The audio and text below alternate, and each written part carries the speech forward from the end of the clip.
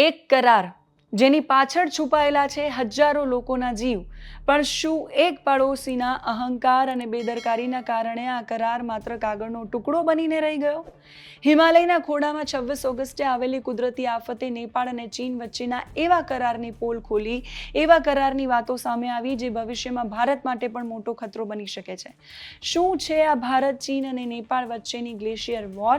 એના વિશે વાત કરીશું આ વિડીયોમાં. એ પણ વાત કરીશું કે શું ચીને અર્લી વોર્નિંગ ન આપી, જેના કારણે નેપાળમાં ભયાનક તબાહી સર્જાઈ. ચીન પર આરોપો લાગી રહ્યા છે, ચીન શું કહી રહ્યું છે, તમામ વિષય પર વાત કરીશું. નમસ્કાર, આપની સાથે હું સેજલ.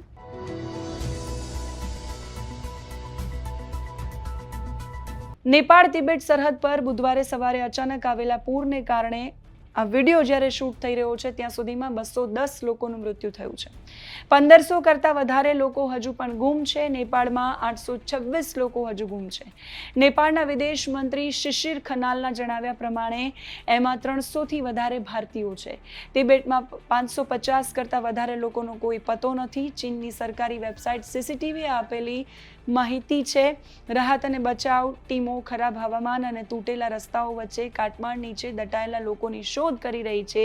નેપાળી સેનાએ રસુઆના તિમુરેથી આજે સવારે 116 લોકોને સુરક્ષિત બહાર કાઢ્યા છે, જેમાં 95 નેપાળી અને 21 ભારતીય નાગરિકોનો સમાવેશ થાય છે. આ વિનાશક પૂર વિશે વાત કરીએ ત્યારે વર્ષ 2025ને યાદ કરવું બહુ જરૂરી છે, કેમ કે હિમાલયમાં માત્ર સુંદર પહાડો નથી રહ્યા. હવે હિમાલયમાં ગ્લોબલ વોર્મિંગને કારણે આવા હજારો ગ્લેશિયલ તળાવો બન્યા છે જે ગમે ત્યારે જળપ્રલય લાવી શકે છે. તો શું કોઈ પૂર્વ તૈયારીઓ ન હોવી જોઈએ? આ સવાલ તમને થાય. સ્વાભાવિક છે, થવો જ જોઈએ. વાત કરીએ વર્ષ 2025ની અને પછી આગળ જેમ વિડીયો વધશે એમ તમારા સવાલનો જવાબ મળી જશે. જુલાઈ 2025માં ચીનના ઊંચા પહાડોમાં આવેલું ગ્લેશિયર ફાટવાને કારણે ભયાનક પૂર આવ્યું હતું. આ પૂરનો પ્રવાહ રસુઆગઢી બોર્ડરથી 35 કિલોમીટર દૂર ભોટેકોશી નદીમાં ધસી આવ્યો, જેમાં નેપાળ અને ચીન બંને બાજુ મળીને 22 કરતાં વધારે લોકોનું મૃત્યુ થયું અને અંદાજે $100 મિલિયન એટલે કે 800 કરોડ રૂપિયાનું નુકસાન થયું હતું, આર્થિક નુકસાન. રસુઆગઢીનો friendship bridge, hydro power station અને રસ્તાઓ એ વખતે ધોવાઈ ગયા હતા. આજે વિનાશ થયો 2025માં, એના પછી નેપાળ અને ચીનના સ્થાનિક સત્તાધિકારીઓ વચ્ચે ઇન્ફોર્મેશન શેરિંગ માટે સમજૂતી થઈ, કરાર થયો. આ કરાર પ્રમાણે ચીનના તિબેટ ક્ષેત્રમાં, ખાસ કરીને ન્યાલમ કાઉન્ટીમાં આવેલા જોખમી ગ્લેશિયર અને સરોવરની સ્થિતિ પર ચીન નજર રાખશે.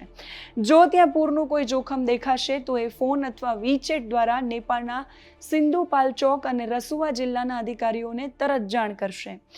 અહેવાલમાં એવું પણ કહેવાયું છે કે 2025ના પૂરમાં બોર્ડર સિક્યોરિટી દ્વારા માત્ર 1 કલાક પહેલા મળેલી ચેતવણીના કારણે સુરક્ષા દળોએ નીચાણવાળા વિસ્તારોને ખાલી કરાવ્યા હતા, જેના કારણે 200 કરતાં વધારે લોકોના જીવ બચી ગયા હતા 2025માં. જો ગ્લેશિયર પાસે ઓટોમેટિક સ્ટેશનો અને સેન્સર્સ લગાવવામાં આવે તો ઘણી વહેલી ચેતવણી મળી શકે છે અને જાનમાલનું નુકસાન છે એને શૂન્ય કરી શકાય છે. હવે વાત કરીએ આ વર્ષના પૂરની, તો અહેવાલો પ્રમાણે નેપાળ અને ચીન, તિબેટ વચ્ચે 2 કલાક અને 15 મિનિટનો સમયનો ડિફરન્સ છે. ચીન તરફ સરહદી સુવિધા ધરાવતા ગિરોંગ પોર્ટ પર સવારે જ પૂર ત્રાટક્યું હતું, પણ ચીની સત્તાવાળાઓ તરફથી નેપાળને આ પૂરની સત્તાવાર માહિતી અંદાજે 45 મિનિટ મોડી મળી. હિમાલયના ધસમસતા પૂરમાં 45 મિનિટનો સમય સેંકડો લોકોના જીવ બચાવવા માટે ગોલ્ડન ટાઈમ સાબિત થઈ શક્યો હોત, જે નેપાળે ગુમાવવો પડ્યો. યુએસ જીઓલોજિકલ સર્વે અને વૈજ્ઞાનિકોના મત પ્રમાણે આ ઘટના બુધવારે સવારે 8:37 સરહદ પર થયેલા એક વિશાળ ગ્લેશિયરના ધરાશાયી થવાને કારણે થઈ.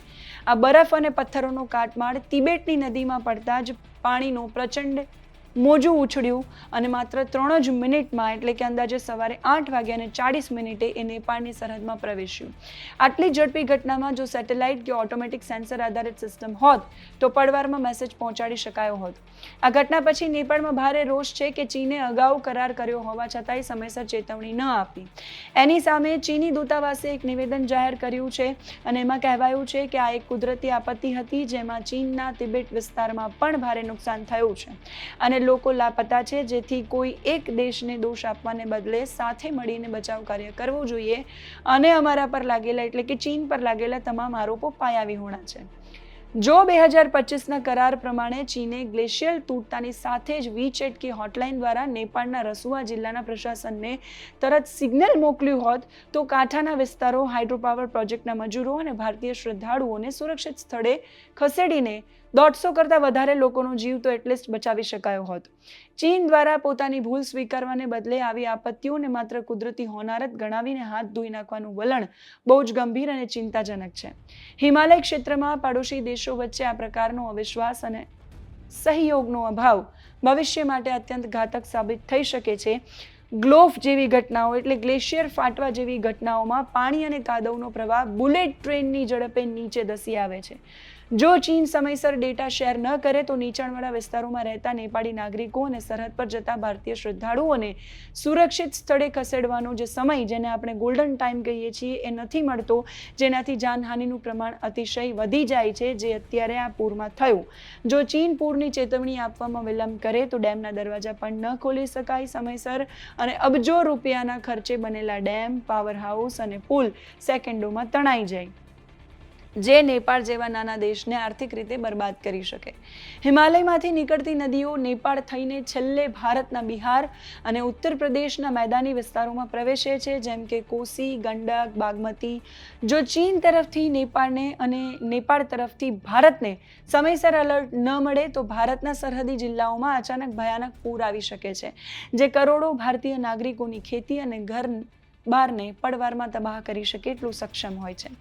આપત્તિના સમયે ચીનનું આ પ્રકારનું નકારાત્મક વલણ આવા આંતરરાષ્ટ્રીય કરારોની વિશ્વસનીયતા ખતમ કરે છે.